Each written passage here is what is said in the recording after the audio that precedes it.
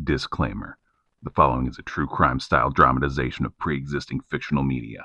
The rights to said media belong to their respective rights holders, and any resemblance to persons living or dead not stated in the original media is merely coincidental, and honestly, would be pretty wild. Hello, and welcome back to Real Strange Tales, where we delve into the strange, violent, mysterious, and macabre stories that take place in our real world. I'm your host and narrator, Mike Howes, aka Slaughterhouse. And I am also your host, Cody McLaughlin, aka Creepy McCookie. Today, we're taking a bit of a trip back in time. Aren't all these trips back in time? You're not going to tell me about something that hasn't happened yet. Hey, you never know. Like I said, the show is about strange tales. Oh, that kind of creeped me out a little bit. Can we actually tell stories from the future? No, I thought so. That would probably make us accomplices. and it's also impossible. Right. For those listening, Cody is winking. We're not quite set up for video episodes yet. But trust that we're extremely handsome and muscular. Anyway, today We're we're... wearing tuxedos, sipping martinis, Are you just describing James Bond? eating spaghetti. All right, you lost me. Okay, for our story today, we're going back to the 1970s. Let's get on with the show. Ah, by chance, I've just finished my spaghetti. Let us get on with it. In the 1970s, the residents of a small suburb in Denver, Colorado were living in fear, caught in the grips of a serial child kidnapper named the Grabber. More like caught in the grab. Caught in the grabs? Wait, is grips the right word? Yeah, that's why I wrote it that way. Clever bitch. The Grabber was an unknown man who would snag young boys off of the street and leave without a trace, except for his calling card, a black balloon. Grim Cuddy. Why would it be Grimcuddy? The balloons? You're you're thinking of Pennywise from Stephen King's It, and those balloons were red. Right. It was awesome. Yeah, wish that guy wrote more books. The one he did was great. While one victim would ultimately live to tell the tale of what happened, 5 other young men weren't so fortunate. Griffin Stagg, who was grabbed while out riding his bike. Billy Showalter, who was grabbed while working his paper route. So, also riding his bike. Yeah, he was on a bike. Then why word it differently? Just call him the bike grabber, damn. Stagg was riding his for pleasure. Showalter was riding his for business. Different situations. Hey, do you think there's some kind of insurance if a paperboy gets kidnapped on the clock? I mean, I doubt it, but there should be. Hey, Johnny, happy to have you here delivering papers for us. By the way, sign here if you want the kidnapping insurance. If you go missing while you're on your paper route, your parents get 5 G's minus the $275 for the cost of the papers. Vance Hopper, nicknamed Pinball, who was taken off the street. Not on a bike? I'm not sure. I didn't see any confirmation one way or the other in my research. Had to be on a bike. Bruce Yamada, who was grabbed while riding his bike home from a baseball game. Bike grabber! Nobody ride your bikes! Robin Ariano, who was grabbed on a walk to the store. A walk, you say? Are we sure this was the same guy? MO doesn't match up. I'm calling copycat. Finn Blake, the 6th victim, was the only survivor.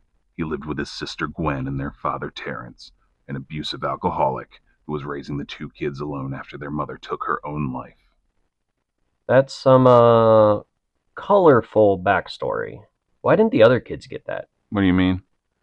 You've told me this kid's background, but the other ones just got like a was riding his bike.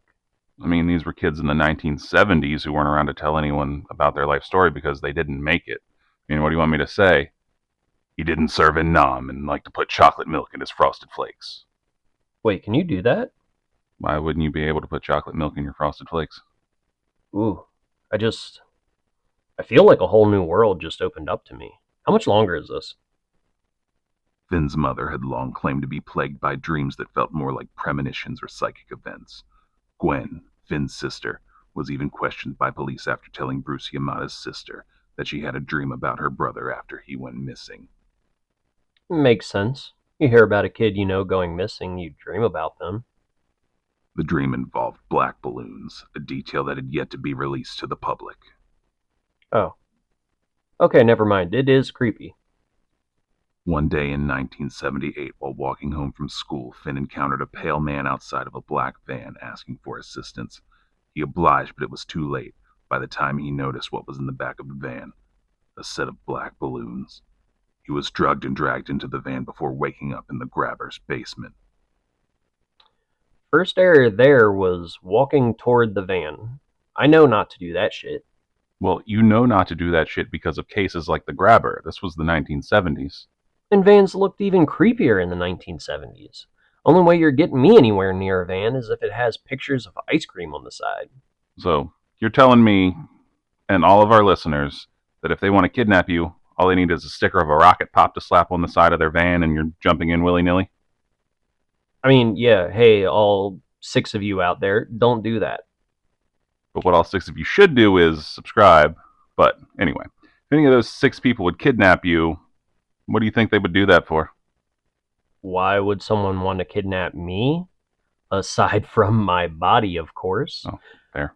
Probably to be hilarious on their podcast. I have to kidnap you to get you to do that? It helps. All right, good to know. Finn has been quiet on the events that transpired outside of the initial police report and the odd interview here and there. But it's been gathered that the grabber had a routine with his victims that he divided into phases. Number 1. First, he would play nice, wearing a mask with a smile on it to lull his victims into a false sense of security. So if you're trying to lull me into any sense of security, false or not, I don't think a mask of any sort would make me feel properly lulled. Unless he had the macarona and cheese. And even then, if that mask had a smile on it, it'd creep me out. Number 2. The grabber would then wait until the boys did something that he didn't like before using the mask's interchangeable expressions to switch to an angry face. It was then that he showed his true colors and threatening nature. Interchangeable expressions? Yeah, the mask was 2 separate halves. The top half had like the eyes, and the bottom half had the mouth. You could swap out, say, a smiling bottom for a frowning bottom. What other expressions did he have? I don't know what other expressions are there. Just like a neutral one, maybe, when he's watching TV? Or a shocked one for, like, shocking things? I don't know. I'm going to need an example of a shocking thing that would happen in the 1970s that you know about. Huh. 19. Oh, Cousin Oliver joining the Brady Bunch. It's not what I expected you to say. Caught the reruns on Nick at Night. Oh, right on. I hate Cousin Oliver. Number 3. Then he would test them in a game he called Naughty Boy.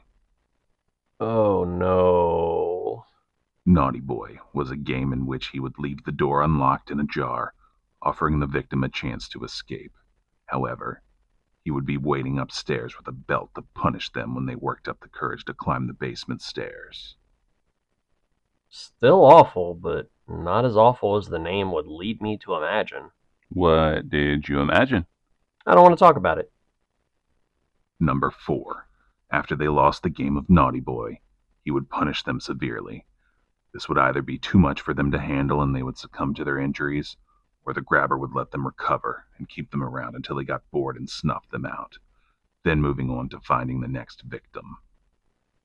Finn's round of Naughty Boy was seemingly closer to a success than the previous victims, with Finn even making it outside. He waited until the grabber fell asleep, then snuck past both him and his guard dog. He managed to open a bike lock securing the door. Having seen the combination etched on the basement wall, it's believed that the lock was acquired from one of the victims. Damn. Lucky kid. This was a short one. I'm glad this worked out for Finn. I texted Sarah to see if we have frosted flakes while you were talking, and we do, so I'm gonna... We ain't done. Fuck. The sound of Finn escaping through the front door woke up the guard dog, which in turn woke up the grabber. The chase ensued, but Finn wasn't quick enough to escape him. He was held and threatened mere feet away from a neighbor coming out to check the commotion. I always wonder how that feels afterward, you know? Like you're very aware after something that you could have saved someone's life or at least helped them out, but you just weren't looking in the right exact place. Like the neighbors who ignored that girl when that jumpsuit guy was chasing her. That case you won't shut up about. What's her name again? Um, Ask me again in October. It's going to take you until October to remember her name. No, I'm trying to tease a future case, man. Oh, that would have been real cool if I didn't ruin it like that.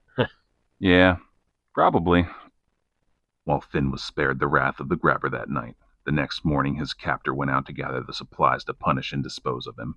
Suspecting his fate, Finn was preparing to defend himself and waited for the door to open. But when it did, it wasn't who he expected. It was a man named Max Shaw, who had offered his assistance to police but was brushed off as he was viewed as coked up and paranoid by police. Sometimes you really just need to hand it to the coked up paranoids of the world.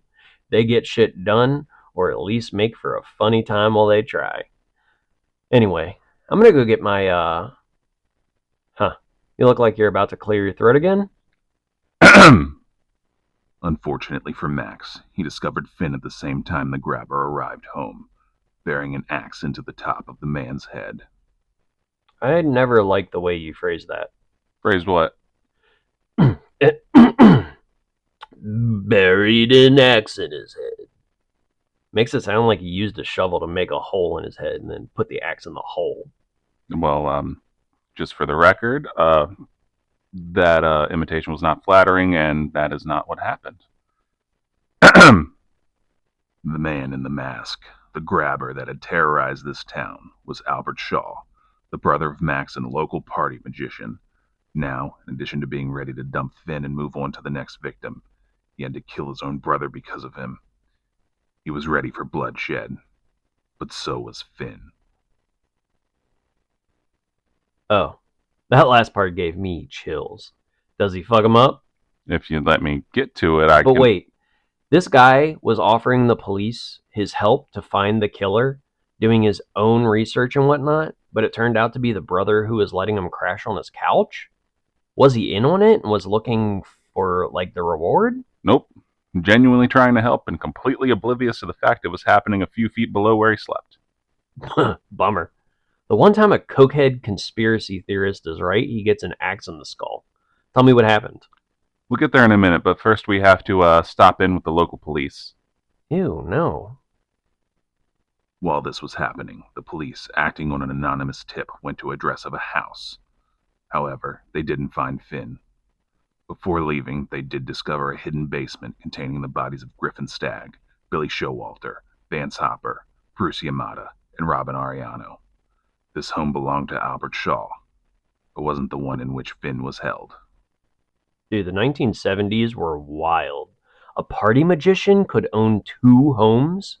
How bad did his brother have to fuck up to not own his own place?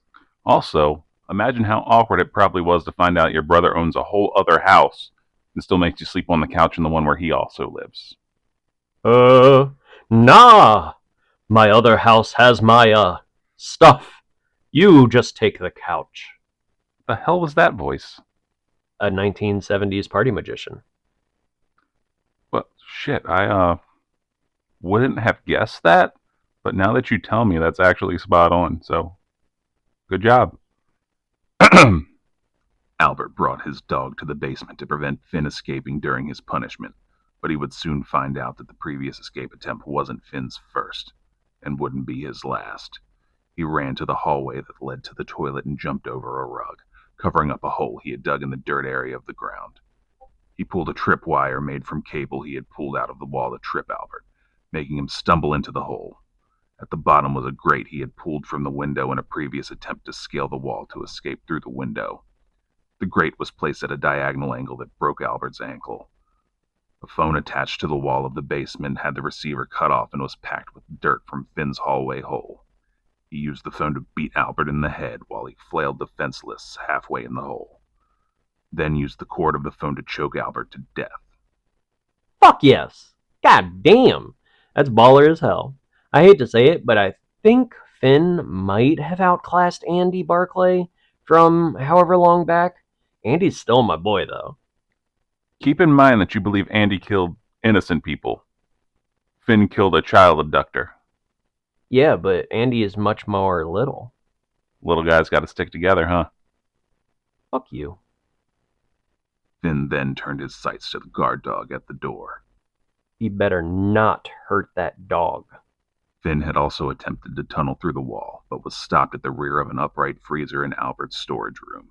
However, he did manage to take off a panel in the back and access frozen meat that he used to distract the dog and make his way up the stairs.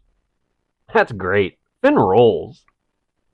Outside of the house that held the bodies, the police were still gathered, along with Finn's sister Gwen, wondering where the boy may be, until they saw him walking out of the house across the street.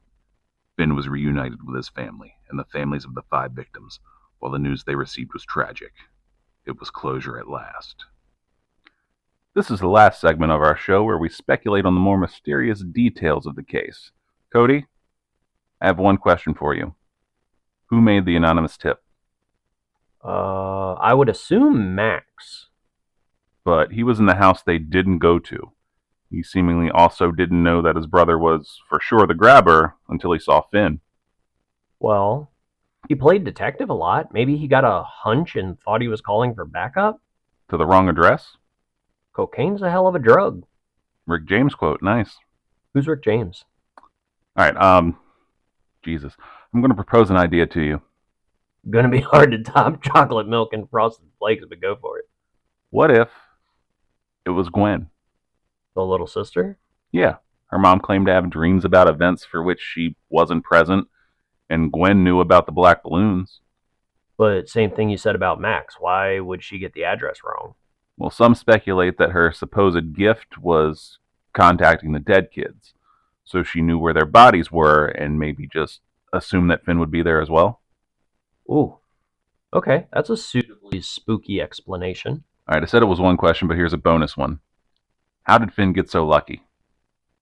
Are you waiting for me to say because he's a badass and then reply with a some speculate and tell me that he has his mom's gifts too?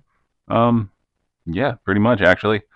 Because he seemed pretty aware of what was coming and where the other boys failed to escape and what the grabber was going to do. Or he's just a badass. Maybe both. Maybe both. All right, that does it for this episode. The sign-off is usually my thing, man. I'm going to go try Frosted Flakes with chocolate milk and make sure to join us next episode for something else wild that might have been a ghost. Bye! Actually, our next episode is more straightforward. We're sticking to 1978, and it's actually a personal favorite case of mine.